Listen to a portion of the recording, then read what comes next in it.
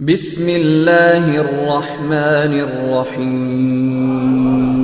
نبی ہمیں کنٹرول میں رکھنے کے لیے بھیجے گئے ہیں، تزکیہ نفس کے لیے بھیجے گئے ہیں۔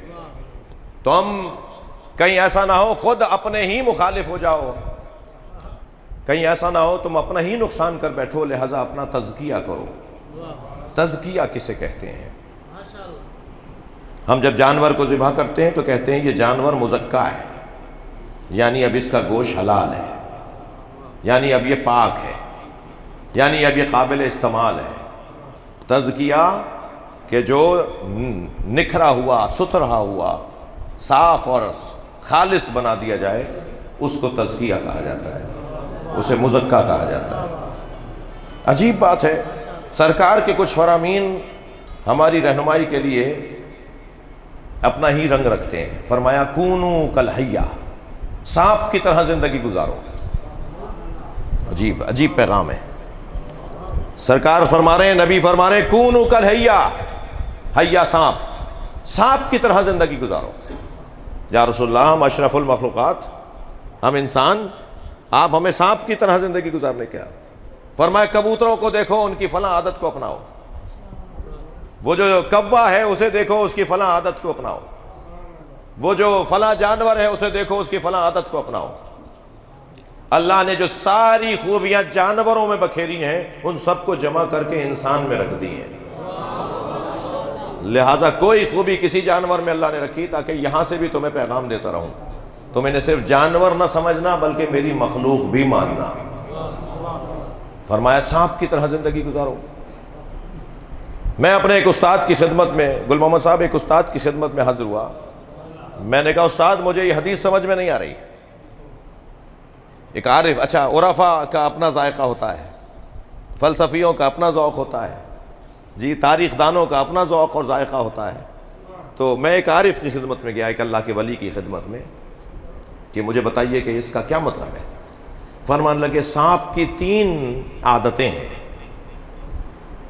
2 عادتیں سانپ کی اچھی ہیں مگر بہت اچھی نہیں ہیں، اور ایک عادت سانپ کی بہت اچھی ہے۔ سرکار نے فرمایا ہے کہ حیہ سانپ کی طرح زندگی گزارو۔ تزکیہ نفس پر بات کر رہا ہوں۔ سانپ کی ایک عادت یہ ہے کہ اسے جس سے خطرہ نہیں ہوتا اس پر حملہ نہیں کرتا۔ جی ممکن ہے مشاہدہ بھی کیا ہو آپ نے، جس سے اسے ختم، مثلا سوئے ہوئے انسان کو معمولاً نہیں ڈستا، یہ بچوں کو نہیں ڈستا، یہ بچوں کے ساتھ کھیل بھی لے گا، لپٹ بھی جائے گا، وہاں سے چلا بھی جائے گا، بچے کو نہیں ڈستا۔ کوئی سو رہا ہے اس پہ سے گزر جائے گا، اسے ڈسے گا نہیں۔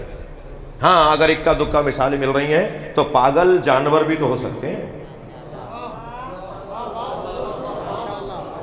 بس جانور جب پاگل ہو جائیں تو وہ اپنی فطرت سے باہر نکل رہے ہوتے ہیں، تو جانور بھی پاگل ہوتے ہیں۔ یہ پاگل سانپ ہوگا جو سوئے ہوئے انسان کو ڈسے گا۔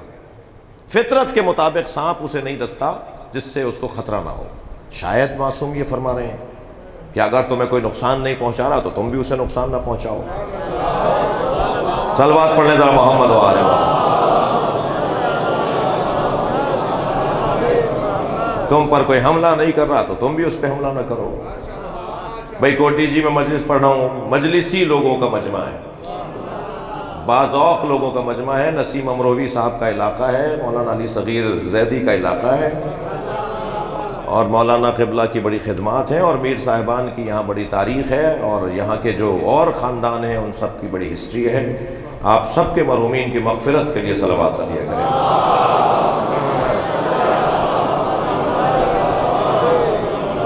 پوری دنیا میں کوٹی جی کی اپنی خوبیاں مشہور ہیں، یہاں کا جو حسن ہے وہ پوری دنیا میں گفتگو میں آتا ہے۔ کچھ حسن اگر بتا دیے تو کہیں کسی کے دل چھوٹے نہ ہو جائیں، کچھ لوگ جو مخالف ہیں، پریشان ہیں، وہ ذرا اور پریشان ہو جائیں گے۔ میرا مطلب پریشان کرنا نہیں ہے۔ شاید سرکار یہ فرما رہے ہیں کہ کوئی دشمن تم پر حملہ نہیں کر رہا تو تم بھی اس پہ حملہ نہیں کرو، لیکن یہ بہت اچھی صفت نہیں ہے۔ وہاں تو حکم یہ ہے کہ اگر کوئی نقصان پہنچائے تب بھی اسے معاف کر دو۔ نقصان پہنچانے پر بدلہ لینا یہ پہلی مرحلے کے اندر اجازت ہی نہیں ہے، دوسرے مرحلے میں اور تیسرے مرحلے میں اجازت ہوتی ہے۔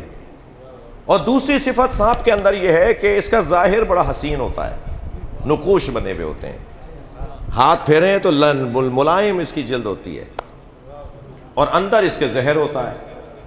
تو شاید مولا یہ فرما رہے ہیں کہ اپنا ظاہر اچھا کرو چاہے باطن میں منافقت ہو، مگر یہ ظاہر اچھا کر لینا اور باطن میں کچھ بھی رہنا یہ بھی بہت اچھی بات نہیں ہے۔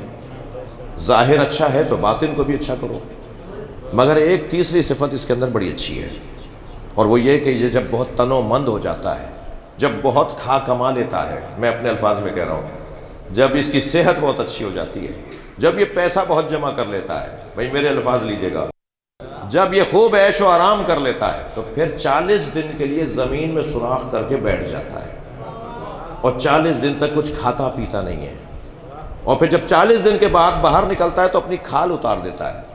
وہ کھال اس کی یوں اترتی ہے کہ اس کا جو بدن ہے وہ لاغر ہو جاتا ہے، کھال تو وہی ہوتی ہے، کھال اتنی ہی ہوتی ہے جتنا پہلا بدن تھا، 40 دن میں بدن گھل جاتا ہے اس کا، اور پھر جب یہ باہر نکلتا ہے تو اس کی کھال آرام سے اتر جاتی ہے، اس لیے کہ اس نے اپنے بدن کو لاغر بنا دیا ہے۔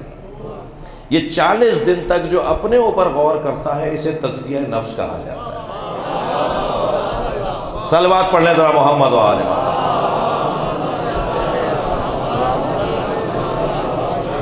اب اگر ہم 30 دن تک ماہ مبارک رمضان میں اپنے اوپر غور کر رہے ہیں، اور صرف 30 دن میں غور نہیں کرنا، یہ تو ہمیں مشق کروائیے تاکہ ذائقہ بحال ہو جائے، ٹیسٹ بحال کرانے کے لیے 30 دن کا ریفریش کورس کروایا ہے، ٹیسٹ بحال کرنے کے لیے ہمیں ایک ایسی جگہ پر رکھ دیا اللہ نے کہ جہاں ہمیں ذائقہ آنے لگے، مگر صرف 30 دن کے لیے تمہیں ہم نے اپنے لیے نہیں رکھا تھا۔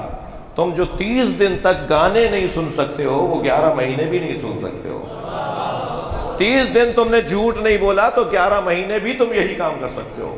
30 دن تک جو تم نے غیبتیں نہیں کی تو 11 مہینے بھی غیبتوں سے ہاتھ اٹھا سکتے ہو۔ جو 30 دن تک گناہوں سے بچ سکتا ہے وہ 11 مہینے بھی گناہوں سے بچ سکتا ہے۔ یہ فلسفہ ہے تزکیہ نفس کا اور ماہ مبارک رمضان کا۔ صلوات پڑھیں محمد و آل۔